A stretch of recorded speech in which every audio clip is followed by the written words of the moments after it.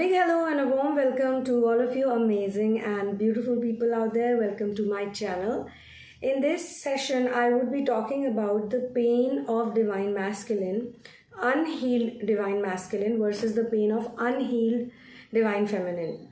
Now, they both have the pain. Both of them have the pain, by the way. Some of the people think only the feminine has the pain, the masculine does not have the pain. He's having a very good time, he's really enjoying, he's really chilling, he's out there, he has everything, blah blah blah. And if you have been listening to my channeling sessions, then I have already explained why the divine feminine chooses to be in the hermit mode before the masculine, because she has already experienced relationships or dynamics where she was involved with other people, and then she personally felt that I don't want any of this. Either I want true love, either I want the twin flame or my DM, or I don't want to be with anyone. In between, it can also happen that there are karmics in her story also, but she will keep shifting back to the DM on and off as and when she feels like. Those who don't have a karmic, they will have some kind of karmic template that they need to work on. Something they feel is the right thing to do, but later on it turns out it's not. Same thing happens on his side also. And the same format is repeated also a few times. Like, it doesn't fix in one go. And once again, I will say this is not a fixed rule, because in the ascension journey, nothing is a fixed rule. But what is fixed is both of them are suffering, both of them have pain, and both of them have issues that they need to heal in order to figure out, or in order to reach to a place in their mental state, most importantly.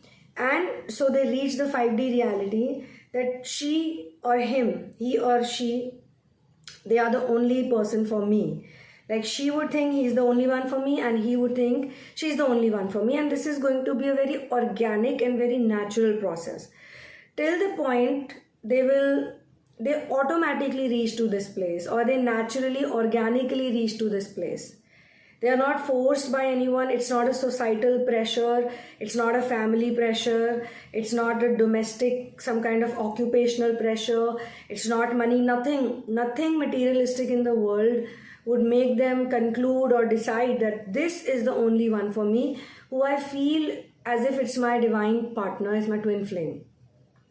But what is this pain or suffering germinating from? It's germinating from two things. One person has ego issues, major ego problems, and the other person has lack of self-worth. Okay? So, but both of the things are related to self-image.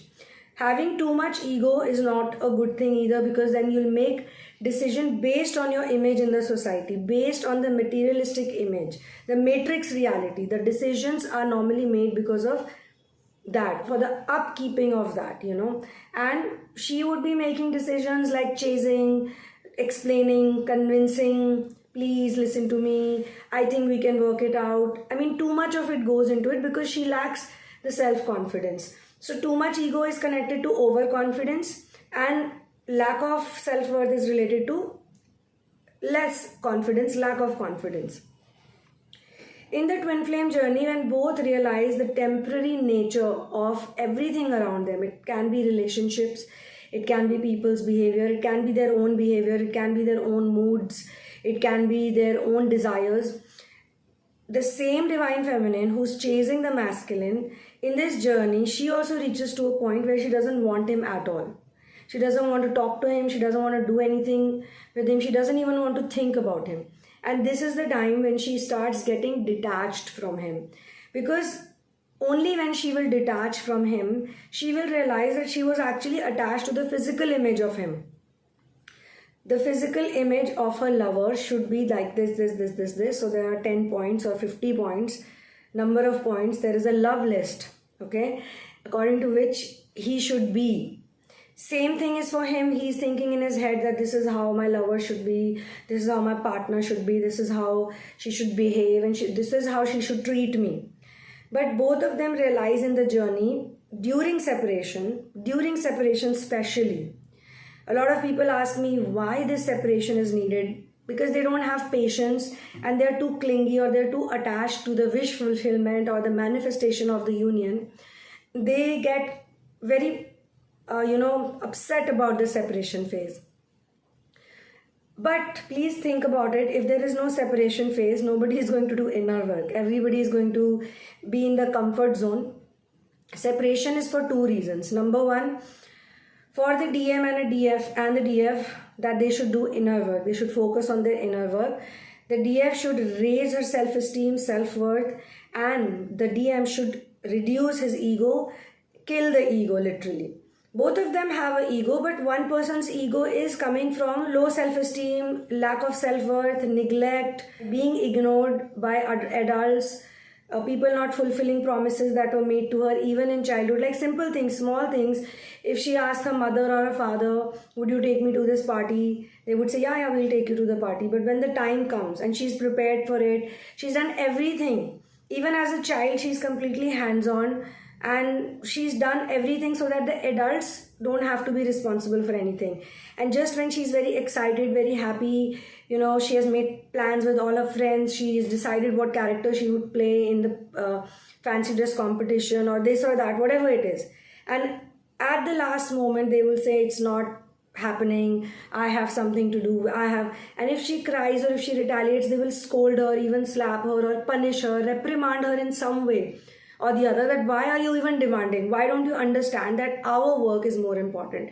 The adult is more important in this equation. So it's not just about adult to child, but it's simple that somebody made a promise to her, they made her wait, she was looking forward to it, and in the last minute they cancelled it out on her. So this gives a wound. It might look like a very small thing for a lot of adults who keep cancelling things on their child, but for the child it teaches them many lessons.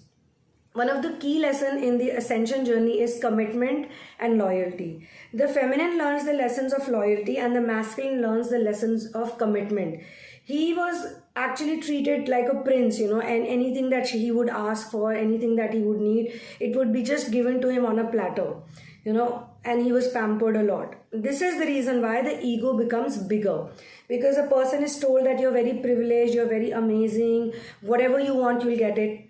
So later on in the separation phase, when she does not want him, because she also wants to be with a man who's fully healed, just the way she is fully healed, right? Right now, if he's not fully healed, she will not accept him, or she will not think about him, or she will be completely like, no, I don't like that version, because even me as a person, the feminine thinks that I was not healed at that time, so he was not healed, so both of us were not healed. She develops this type of spiritual maturity because of the inner work, and then he has to do his side of the work just to come on the same energy zone with each other, so that communication becomes normal. So he also starts thinking that I've done so many bad things to her, so much time has passed by, how should I contact her? He cannot say sorry to her, he cannot make the first move, he's not able to put in the effort, because he's still living in that zone that she has to contact me, she has to make the effort. If she loves me, she will make the effort. Because it was always the feminine who was used to make the efforts, who used to contact him, who used to connect with him, who was chasing him all the time, who was always, pining for him. When that type of energy does not come to him, does not reach to him, that's the time he wants to do the work. That's the time he realizes something has changed, something has gone wrong. That is one thing.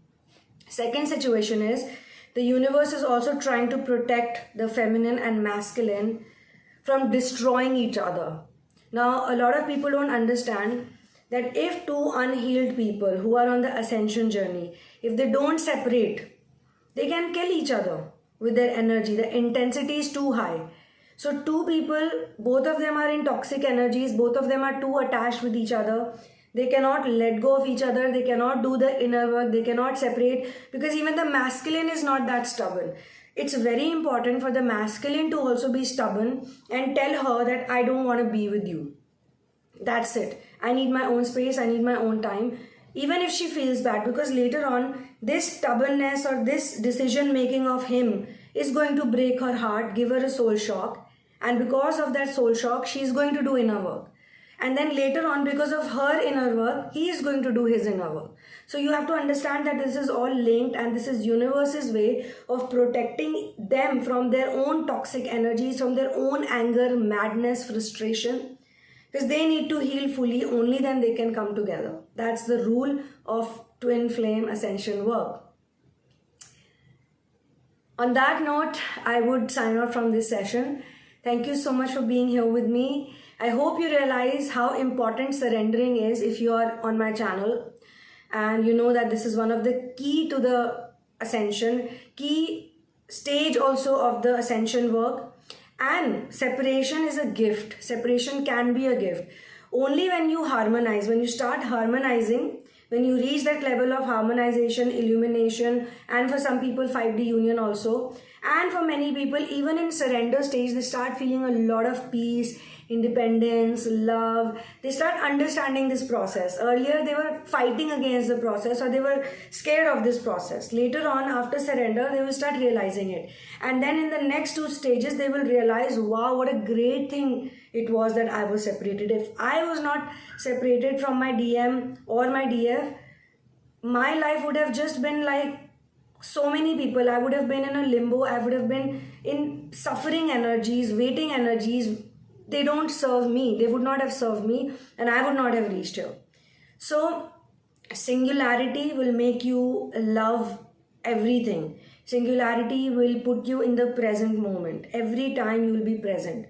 And because of that, you will realize the power of surrender and why separation is so important. So if you are going through the phase of separation, you could be a married twin flame, you could be a single twin flame, like not committed publicly or socially or even in person. You could be somewhere also like you've recognized the person, but you're stuck in the runner-chaser dynamic. And you could be also in a place where you are harmonizing with each other, but still, very confused. There are various stages, and there are also people whose twin flames have passed over, and only after their passing over they have awakened to this fact that they need to heal themselves, they need to work on themselves.